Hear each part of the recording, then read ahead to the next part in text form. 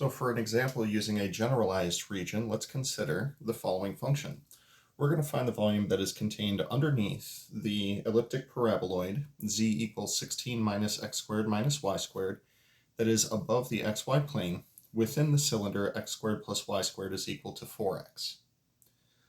So right away, as soon as I see the x squared plus y squared motif going on again, I am tempted to express this in terms of polar coordinates. Now, with that in mind, I would like to convert as many things as possible to polar coordinates. So first off, our paraboloid, z is equal to 16 minus x squared minus y squared. That's going to be equal to 16 minus the quantity x squared plus y squared. And in polar coordinates, that would be 16 minus r squared. The RZ trace of this is once again a downward opening parabola. Vertex up here at z equals 16. And so we would be considering some semblance of the space that's inside here, because once again we're above the plane but below the paraboloid. Now as far as this region over here is concerned, x squared plus y squared is equal to 4x. I would like to consider what that looks like as well.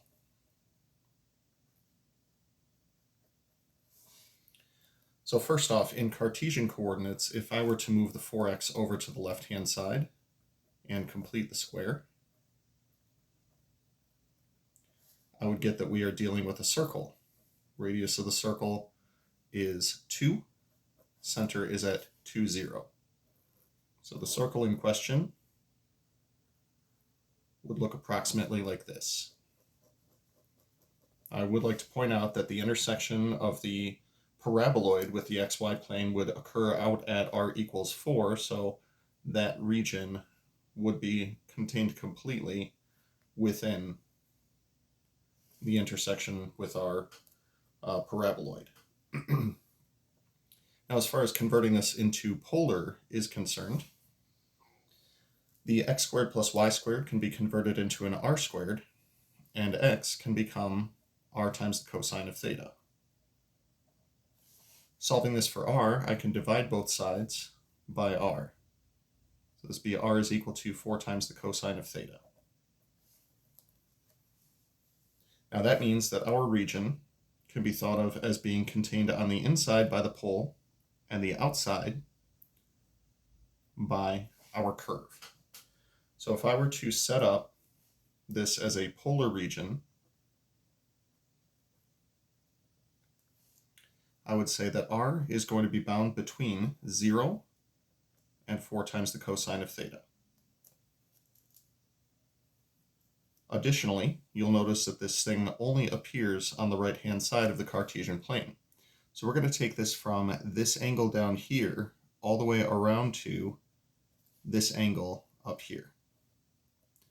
I said in a previous video to watch the use of pi over 2 versus negative pi over 2 versus 3 pi over 2. We're going to refer to this as going from negative pi over 2 up to positive pi over 2.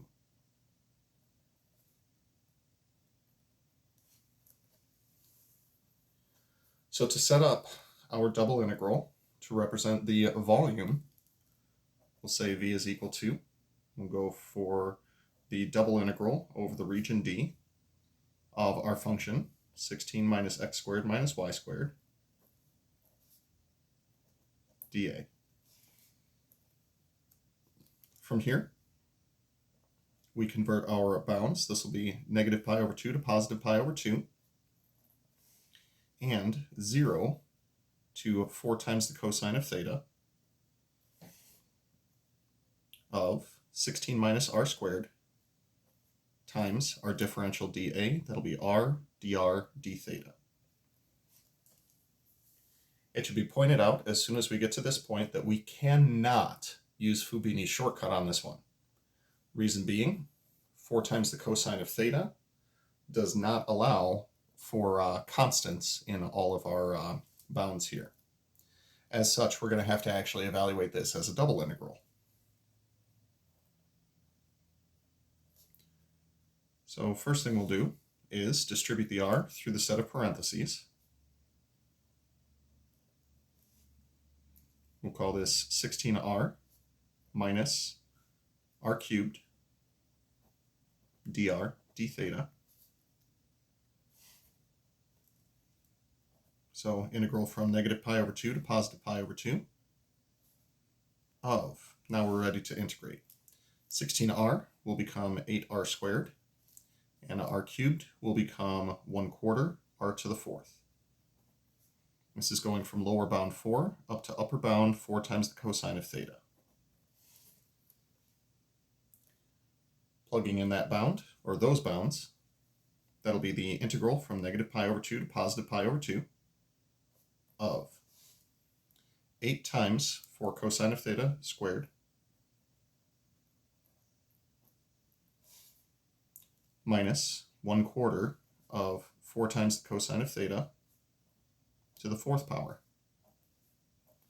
Minus, when we plug in our lower bound of 0, we are going to get a lot of 0.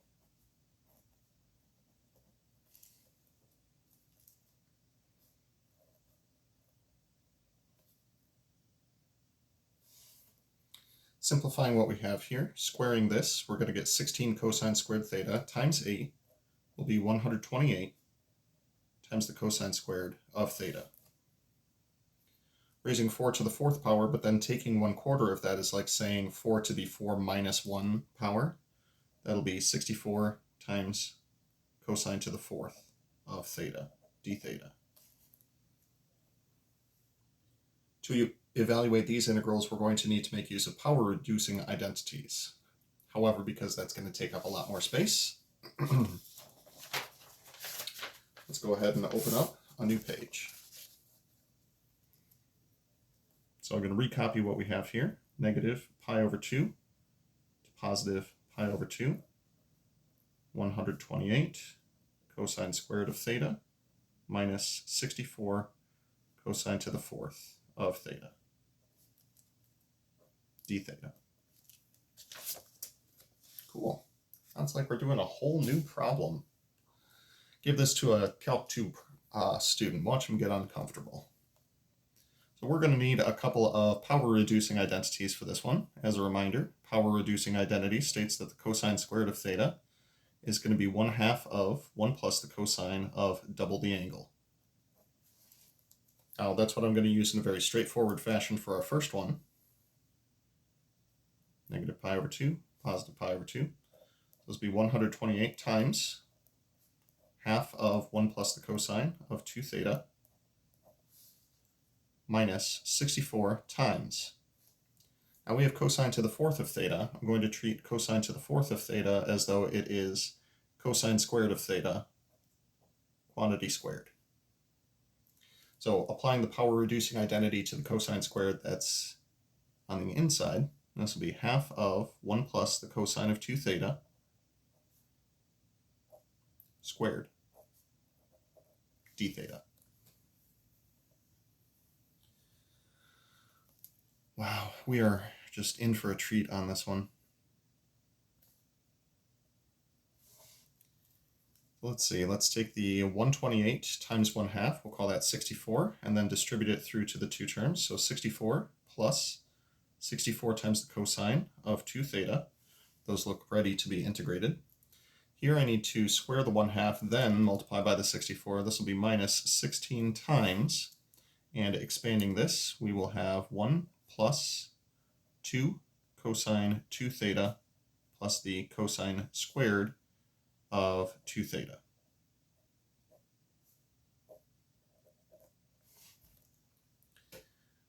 Next up, we can distribute the minus 16 and combine some like terms at the front and apply a power-reducing identity to our new cosine squared that we have. So let's see. For constant terms, we're going to have 64 minus 16. That'll be 48 plus. For cosine of 2 theta, we're going to have 64 of them here, minus 16 times 2, so that'll be minus 32. 64 minus 32 will be 32 cosine of 2 theta. Then we'll see minus 16 distribute to the last term as well as we apply another power-reducing identity. That'll be another 1/2 times 1 plus the cosine of double the angle. However, when we double the angle, we already had, 1, 2, 3, 4. We already had a double angle, so when we double it again, we'll be up to 4 theta. Next, we can distribute and combine like terms once again.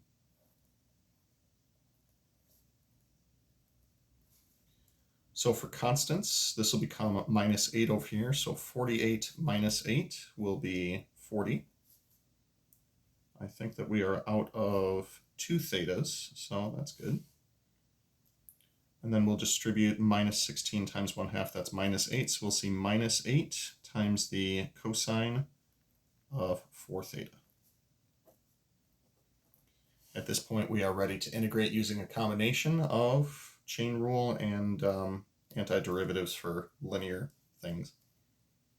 So antiderivative is going to give us 40 theta, oh boy, plus 32 over 2, so 16 times the sine of 2 theta minus 2 times the sine of 4 theta. I'm pretty sure good things are going to happen when we plug in pi over 2 to each of those. In fact, let's go ahead and do each term. Plugging in pi over 2, oh my goodness, that should be 40, not 4 theta theta. So 40 theta. Wow, got 4 theta on the brain apparently. So 40 times pi over 2 plus 16 times the sine of 2 times pi over 2, so sine of pi, minus 2 times the sine of 4 times pi over 2, so that'll be 2 pi. That's good news. Minus 40 times negative pi over 2 plus 16 times the sine of negative pi over 2 times 2 minus 2 times the sine of, oh boy, negative 2 pi, oh boy, okay, good enough. So the good news is sine of pi, that's 0. Sine of 2 pi, that's 0. Sine of negative pi, that's 0. And sine of negative 2 pi, that is 0. We are left with 20 pi minus negative 20 pi. 20 pi minus negative 20 pi is 40 pi. That was a good one.